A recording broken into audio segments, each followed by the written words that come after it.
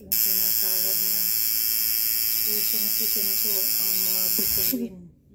Ay, sa bata yung ano, yung pusa.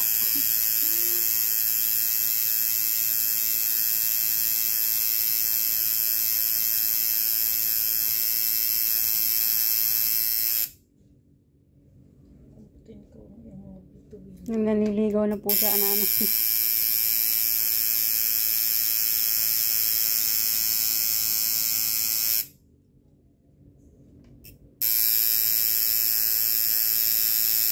Sabi na, sasakit ko ang bituin. Bituin lang sa sabi naman niligaw. Yung kulangot mo nga, hindi masungkit. Bituin pa kaya.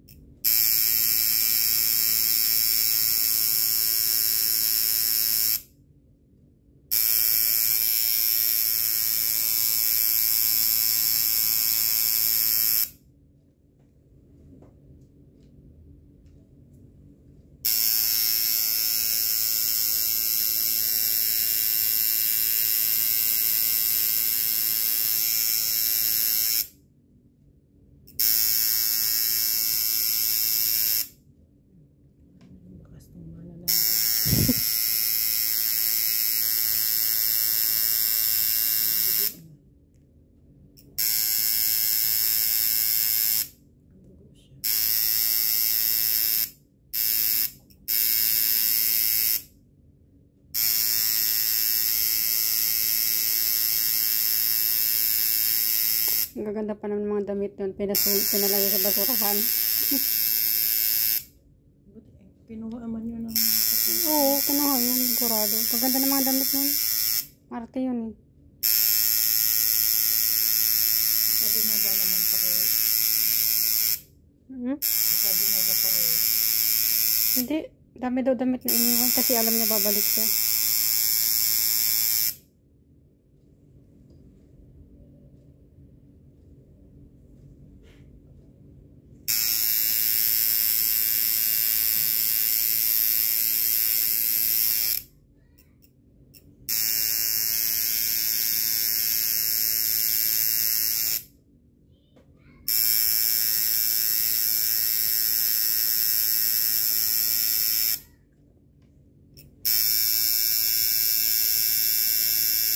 Madadamay pa yung driver.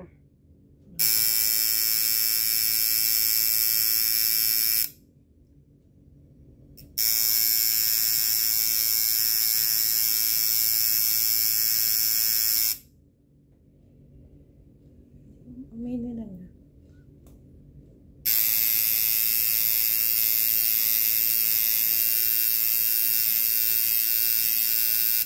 Tinatawagan ako eh. Tawagan niya ako eh. Mapapakamot. Pati daw. Ang itsura ng mga lalaki. Mukhang unggoy. Maitim.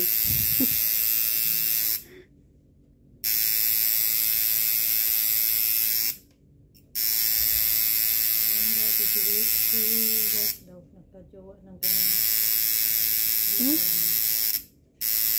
Nahuli daw niya. Nandun daw sa supervisor.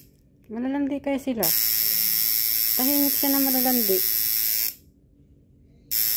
Nagkaaway din si Sarah Ilocana. Ang mukhang pera. Oo, sabi niya eh. Yung dalawa kanina ang Ilocana yun. Ilocana yung dalawa. Magbibiip lang at magpapaano sa boyfriend. Kaya mga jowa.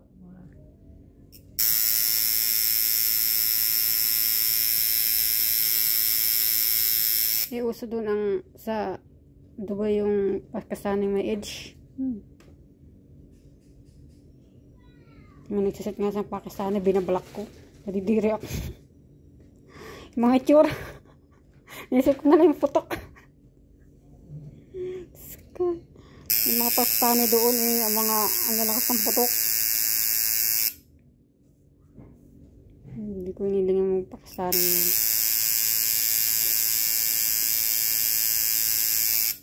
Mag-apam na lang ako.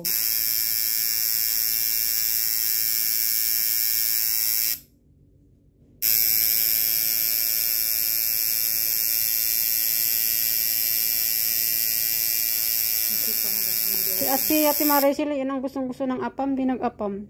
Ganyan Wala maliliit. mo siya makuha nga pa may. Kahit gustuhin niya, wala mo nagkakagusto sa kanya. Ganyan maliliit na mga ganon. Yan ang gusto ng mga apam. Ang itim. Marami naman siyang apam na nakuha. Silong? Apam yun? Drogista. Nyakis pa yun.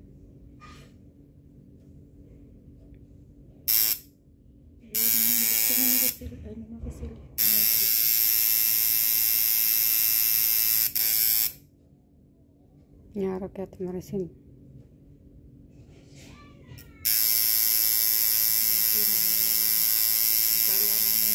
Kaya atit lang naging ano. Bagay dati naman si Maricel, may nagugustuhan ngayon dati na ano. Tapos sa akin nagliligaw kaya mga yan ay ano sa akin dati kasi nakukuha ko yung mga nililigaw sa kanila. Yung mga gusto nila.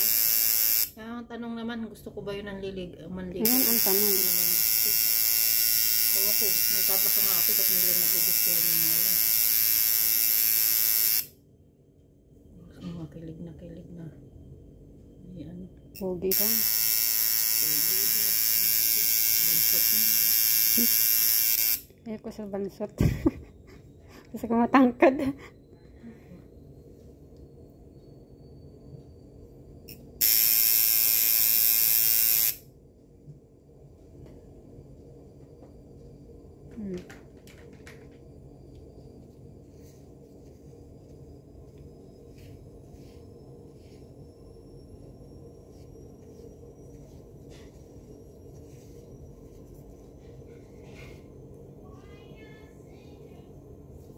Talas. Ano na?